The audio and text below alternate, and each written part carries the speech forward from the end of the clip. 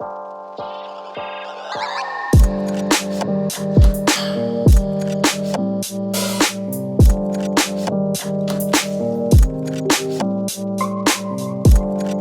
think one of the biggest problems we have as photographers or people who shoot videos or anything is how to simplify things. Oftentimes we get really caught up in the bigness of things and we try to take all of it in at once, and we forget to find the things that actually stand out to us and that actually mean something really important. And that's what I'm going to try and do today. I'm going to try and take things in the city, and instead of taking big pictures of stuff, I'm going to try to focus in really closely on objects and on things, so that way I can maybe capture something really awesome and cool in a very simple way.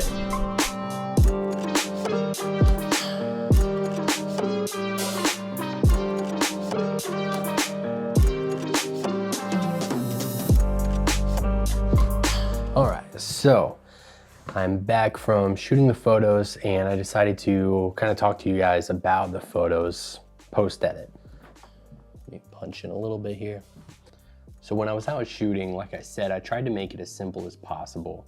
Basically, I was trying to focus in really closely on things just by taking photos of all the buildings that I saw, all unique things about them. It led me to take pictures of shadows and lines and textures and combining lines and textures. I even got into the idea of what stories were going behind these buildings, like boxes in the windows and doors being open. Tried to be not too voyeuristic about it, but you know, I looked for vacant things that I thought were pretty interesting. And then it led me to this one that I thought was really cool, where it almost looks like something from a desert, building, but it's just in downtown Lexington. And I love how black the windows are and the lines and the geometric shapes of it all.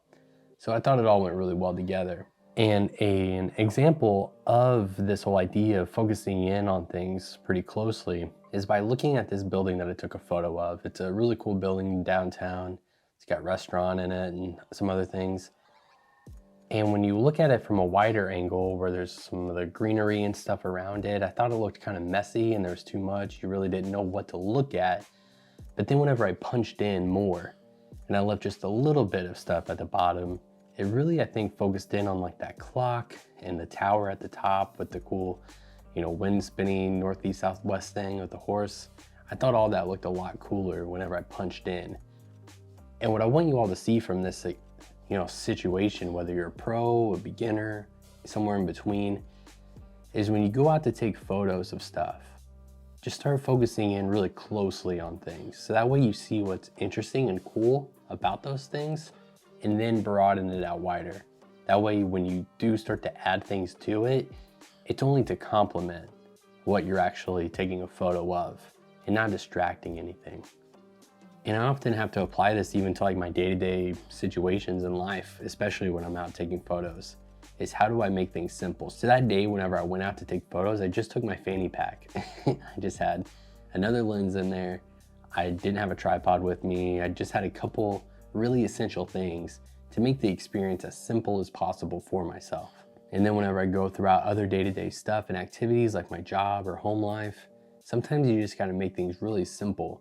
So that way when you start to add more stuff to your life, whether it's tasks, responsibilities, friends, job, anything like that, you can focus in on the things that are really important to you and then add things around it to add to that really important thing. So when it comes to photography, figure out what that really important subject matter is, or that aspect of your photography that is really special to you, and just keep building up around that and try to focus on that as much as possible. I think we'll get a lot more enjoyment out of it in the future. So thank you all for watching this. I hope you watch my other videos. Subscribe to the channel, tell other people about it so that way they can get into therapeutic photography as well. And I hope you all have a really great day.